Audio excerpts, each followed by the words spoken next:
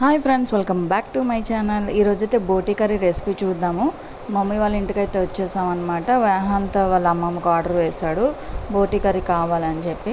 ఇలా శుభ్రంగా క్లీన్ చేసుకున్న తర్వాత వాటర్తో ఉడకబెట్టుకొని నీళ్ళైతే డ్రైన్ చేసుకోవాలి.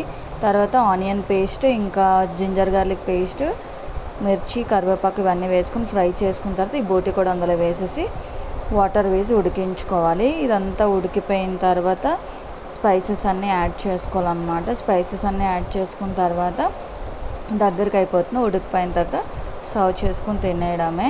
వీడు బోటీ బోటీ అంటున్నాడు, ఎక్కడ చూసాడబ్బా అనుకుంటే ఈ కుమారి ఆంటీ గారి దగ్గర విన్నాడనమాట. అప్పటి నుంచి ఇంకా బోటీ కర్రీ వండమని పెట్టాడు. సో అందుకని చెప్పి వండారనమాట. చాలా బాగా వచ్చింది. కాకపోతే చాలా పెద్ద ప్రాసెస్. మార్నింగ్ 10 నుంచి చేయడము, కొన్ని తేడా అన్నీ చేస్తే 2 o'clockకి లంచ్ చేసాం అనమాట.